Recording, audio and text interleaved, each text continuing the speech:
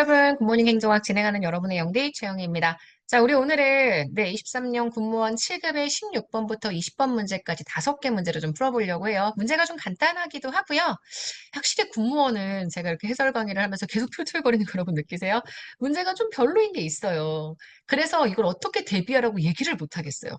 군무원 준비하시는 분들에게 제가 항상 군무원 공부 어떻게 하나요? 라고 물어보시면 할 말이 없는 게 문제가 뭔가 이렇게 딱 출제 경향이 있다기보다는요, 이게 좀, 케바케입니다. 그러다 보니 문제를 공부하시면서 여러분이 난감한 느낌 많이 받으실 텐데 어쩔 수 없어요. 일반 행정직처럼 공부하고 그냥 기출문제의 경향이 좀 익숙해지시는 수밖에 없지 않을까라는 생각이 듭니다. 사실 16번은 출제가 되기가 굉장히 어려운 내용이죠. 왜냐면 이게 지방세도 아니고 국세 종목이거든요. 지금 간접세를 포함하고 있는 국세 종목이라고 이야기를 했습니다. 그러면 일단 우리가 지방세가 아닌 국세를 알고 있어야 되고요. 그중에 간접세의 항목들을 제거해줘야 한다라고 보실 수 있습니다. 그래서 여러분들이 지금 보시는 현재 내용들 중에서 우리가 이야기하는 국세의 종목들을 봐야 하는데 사실 지금 여기 나와 있는 내용 중에 자동차세나 담배 소비세는 지방세죠. 이건 지방세입니다. 요거는 제껴주셔야 되고요. 부가가치세, 주세, 그 다음 사치품에 대해서 보통 부과가 되는 개별 소비세, 그 다음 종합부동산세, 이게 국세 항목이라는 걸 좀 알고 계시면 좋겠습니다. 모르고 계셔도 상관없어요. 근데 자동차세하고 담배 소비세가 지방세인 건 알고 계셔야 되고, 여기 지금 나와 있잖아요. 조세를 실제로 부담하는 납세자와 실제 그 제세를 납부하는 담세자라고 얘기를 하는데, 이들이 다르다. 이걸 간접세라고 얘기를 합니다. 보통 물품에 대해서 부과되는 세금을 간접세라고 얘기를 해요. 그래서 부가가치세, 이거 간접세고요. 주세, 술에 대한 세금 간접세입니다. 개별 소비세, 간접세고요. 종합부동산세는 직접세예요. 이건 국세 항목이긴 하지만 직접세입니다. 그래서 국세 항목 중에 간접세에 뭐가 있는지 봤더니 부가가치세, 주세, 개별 소비세, 그다음 인지세, 증권거래세 뭐 이런 것들이 있는데요. 뭐 이걸 다 외우실 필요는 없을 것 같아요. 제가 여기서 여러분들이 꼭 기억하셨으면 좋겠다. 이렇게 나왔을 때 이렇게 두 가지, 요게 지방세 항목이라는 거 기억해 주시는 거, 요거 정도 해주시면 될 것 같아요. 자, 문제의 정답은 그래서 3번. 니은하고 리을하고 미음 세 가지가 간접세이자 국세입니다. 17번. 로그롤링이나 포크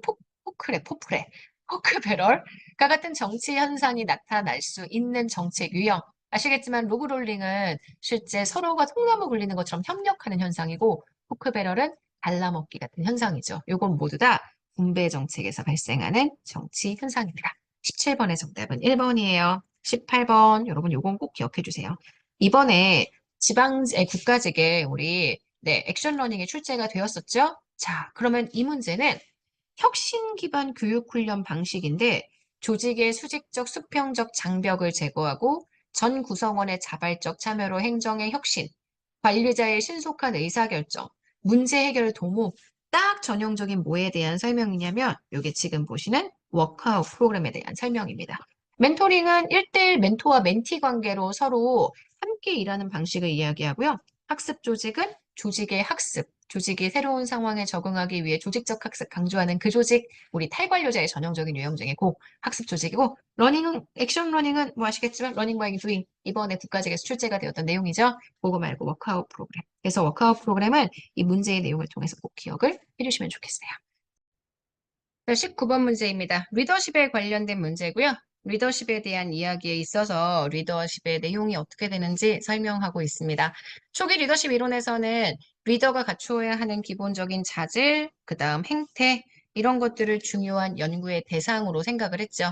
그래서 자질에 대해서 연구했었던 게 속성론, 행태에 대해서 연구했던 게 2차원적 행태론입니다. 다 초기 연구에 해당할 거예요. 맞는 선지고요. 리더십의 행태론적 접근은 항상 연구했던 게 과업을 중심으로 하느냐, 이상하게 됐네요. 그쵸? 과업을 중심으로 하느냐, 인간을 중심으로 하느냐. 나중에 뒤에 연구에 가면 인간 중심의 모형이 가장 효과적이다라고 얘기했었던 미시간 대학의 리커트 모형들도 있습니다. 부하 중심. 그래서 개인에 대한 관심, 배려, 이런 것들을 보여주는 리더, 이러한 리더에 대한 효과성을 연구했었기 때문에 요거 맞는 선지입니다. 자, 리더십 행태론의 대표적인 연구의 리더십 격자 모형, 관리 그리드 모형이죠. 이게 블레이크와 머튼의 연구 결과물이고요. 리더의 행태를 사람과 상황의 통합이다. 아닙니다. 아직은 상황론적인 내용에 대해서는 안 나와요.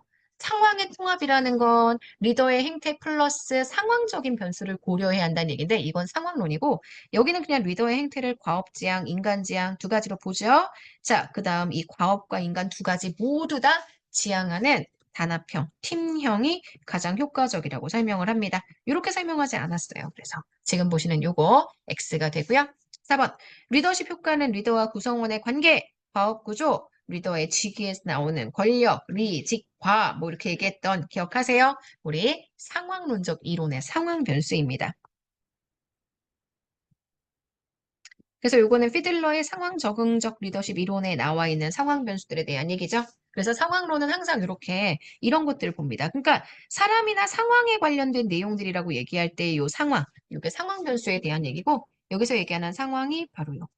그래서 지금 보시는 모든 학자들마다 상황 변수를 좀 다르게 보기는 하지만 어쨌든 상황 변수에 의해서 리더십의 효과가 달라진다라고 얘기하는 건 상황론입니다.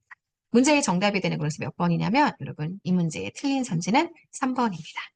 자, 20번입니다. 다음 중 현재 그 설치와 직무 범위를 법률로 정하고 있는 우리나라의 행정기관. 우리나라의 중앙행정기관이라고 한다면 부, 처, 청 이들과 함께 6개의 위원회 들어가죠. 그래서 그 6개의 위원회에 해당하는 게 금방공원 관계입니다. 그래서 금방공원 관계 중에 바로 3번 개인정보보호위원회가 들어갈 수 있겠네요. 자, 문제의 정답은 그래서 3번입니다. 나머지는 부처청 6개의 위원회에 해당하지 않기 때문에 행정기관이긴 하지만 중앙행정기관이라고 얘기할 수는 없습니다. 자, 문제의 정답이 되는 건 3번이에요. 자, 여기까지 해서 우리 오늘 굿모닝 행정을 마무리하도록 하겠습니다. 여러분 오늘 하루 정말 여러분 거고요. 내일 아침에 만날게요. 여러분 안녕.